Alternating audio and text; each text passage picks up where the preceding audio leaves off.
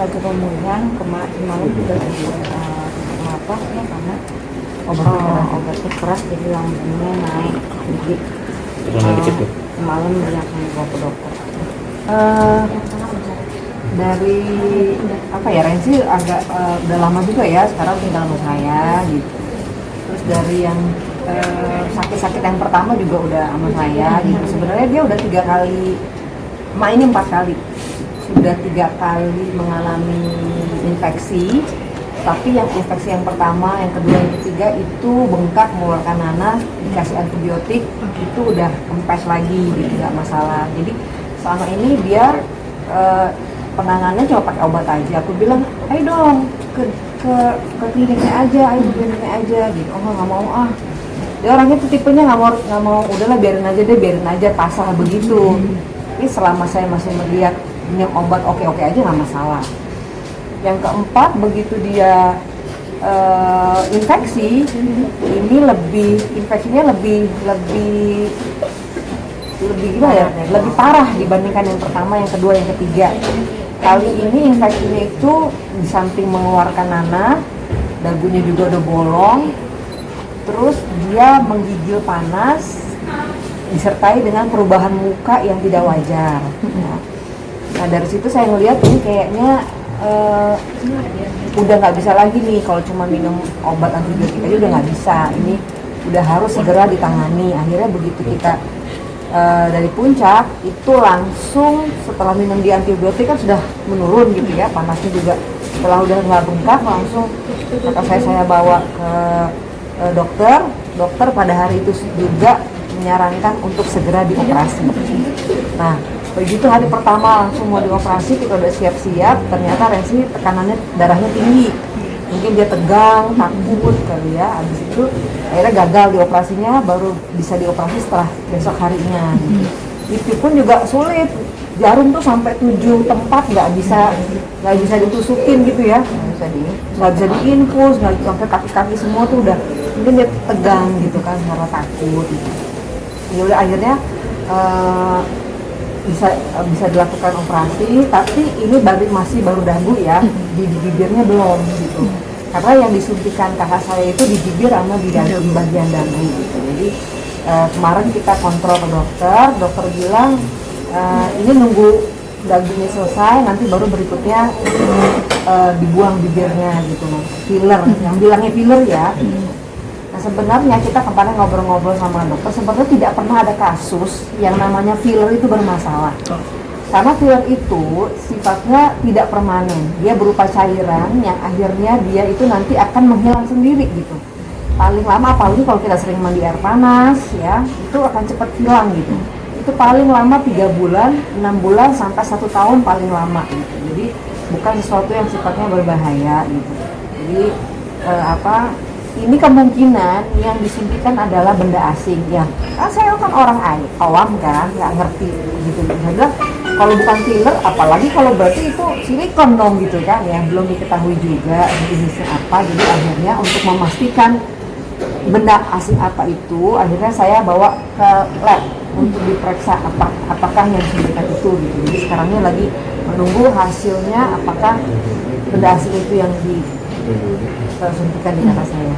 Kliniknya belum ya, karena emang sih sebenarnya gini loh, tadinya awalnya saya tuh mau baik-baik ya kan, maksudnya saya telepon klinik tersebut tidak mau diangkat, saya WA nggak direspon, akhirnya gimana caranya ngeluarin nih orang ya, akhirnya saya buat status lah seperti itu, tetap enggak ya gitu, karena mungkin saya kesel gitu kan.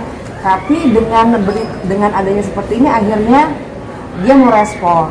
Ya, jadi saya menunggu dia minggu ini untuk ketemu, apakah bagaimana niat baiknya, bagaimana tanggung jawabnya kepada kakak saya. Jadi kemarin saya nggak mikirin dulu itu, saya lebih mikirin bagaimana dia bisa ditangani dengan baik oleh dokter yang mengoperasinya. Garis ya, habis 1 tahun di villa itu kan udah keras kayak batu. Saya udah curiga kok orang di villa keras ya.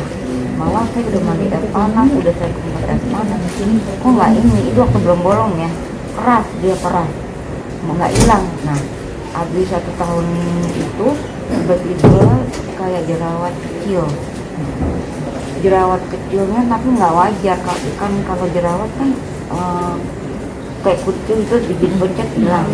Ini makin banyak ngocor gitu. Terus saya foto kok begini gitu. Jadi dia ada 2 bolong di sini sama di sini, keluarnya berbarengan. Bolongnya garis gitu ya? Awalnya titik, sekarang udah garis hitam gitu. Titik. Nah di situ saya langsung shock.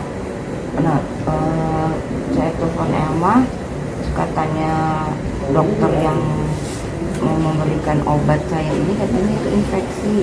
Ya udah dikasih obat infeksi, terus ya udah nggak ada infeksinya, hilang gitu. Saya pikir ya udahlah. Saya sih sempat juga telepon ke si klinik itu, kok saya di filler begini gitu.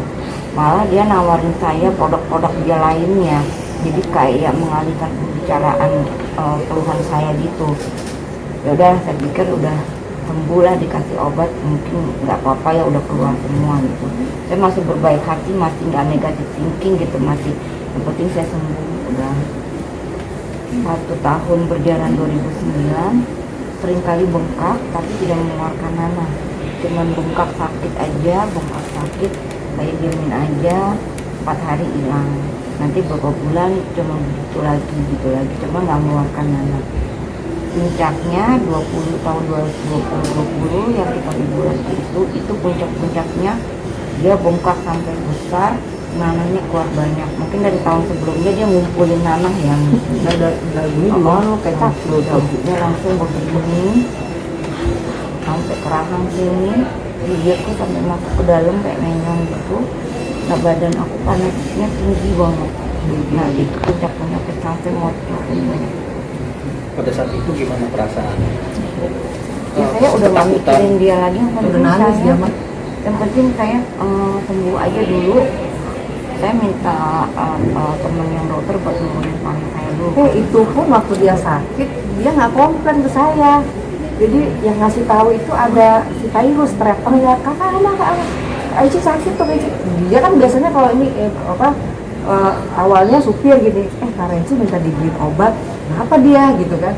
Dia nggak ngomong, diem aja gitu, maksudnya nggak begitu Virus lihat ke atas Renci lagi menggigil baru harus teriak gitu kan, Kak Ici gitu. Udah akhirnya kita lihat dia lagi menggigil gitu. Aku pikir kenapa nggak ngomong sih gitu kan, nyuruh supir cuma beli obat doang. Aku pikir dia sakit biasa aja gitu kan, nggak taunya dia udah nangis aja lah gitu. Enggak, saya merasa kalau filler itu tidak berbahaya, jadi memang saya mau di filler karena tidak berbahaya. Nah kan yang melakukan yang ini yang harus bertanggung jawab apa yang dia berikan kepada saya, itu aja.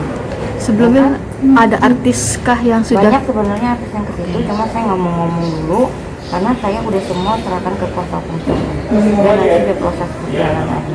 Tapi ada juga ketidakcocokan ya sempat. Kalau kecocok nggak ada namanya filler, semua sih cocok, apalagi filler itu hilang sendiri. Sekarang cocok nggak cocok kenapa jadi batu, itu aja. Waktu saya keluar sama teman saya, gue kalau di filler kok begini ya kan? Ini mah bukan filler, ini jangan silikon, kok keras sih. Nah itu waktu belum saya mengalami infeksi ya, kok filler begini gitu, jangan-jangan lu diisi silikon. Aku nggak ngerti, siapa sih yang mau diisi silikon? Orang tahu silikon itu berbahaya, nggak ada yang mau ngambil resiko. Saya anti operasi muka ya kalau filler wajar, semua orang merasa filler itu tidak berbahaya. Jadi kita juga jangan bilang saya juga nggak mau bilang filler itu memang filler itu berbahaya. Nanti kan kasihan ini kecantikan, pikir nanti orang filler itu berbahaya. Jadi memang yang disuntikan saya itu bukan filler gitu. Dia pun tahu. Kalau silikon kan memang pasti ada batasan, harus balik lagi seperti itu. Nah kalau itu pas proses perawatannya ini juga nggak sih, kok udah mencurigakan juga atau gimana? Memang sih saya merasa waktu dia menginjeksi saya itu sakit banget. Ini sama ini sakitnya minta ampun. Itu yang saya alami itu. Udah ada firasat di awal tidak enak. Firasat di awal tidak Firasat enak. di awal bukan yang enak. Cara pengerjaannya sakit banget. Itu aja. Saya alamin itu aja. Dari situ normal aja. Baru 1 tahun efeknya. Kak Renci, mohon maaf, ini apakah memang Kak Renci yang niat atau di endorse oleh klinik tersebut? ya diajak lah salah satu sama teman-teman juga, mau nggak di-endorse sama ini, yaudah aku ikutan aja, kan orang ikut-ikutan apalagi aku merasa filler itu nggak berbahaya karena dia juga bilang nanti juga hilang sendiri gitu.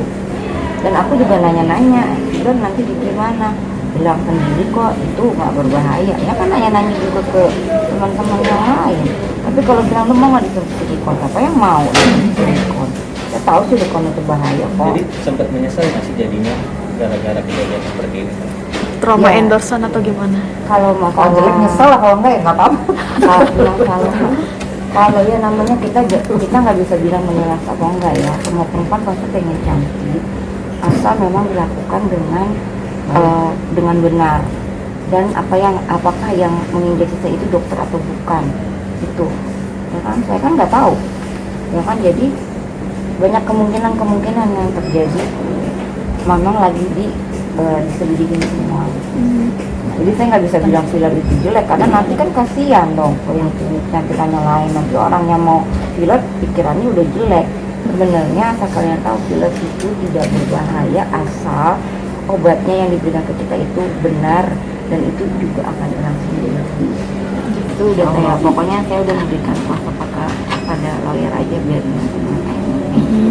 saya lagi fokus ke diri saya dulu, mental saya biar kuat. Kondisi saya kan masih agak kayak keliling ya, karena kan saya sebenarnya jus tidur tuh udah nggak mempan, jus total, jadi masih obat antibiotik masih diminum, jadi masih agak lemes gitu. Belum bisa makan bener ya? Biar fit dulu. Jadi dalam artian sudah ada somasi perhiasan? Udah. Udah Sudah sekali. kita surat somasi. Dan udah ada tanggapan jawaban. Ini kita ketemu ya.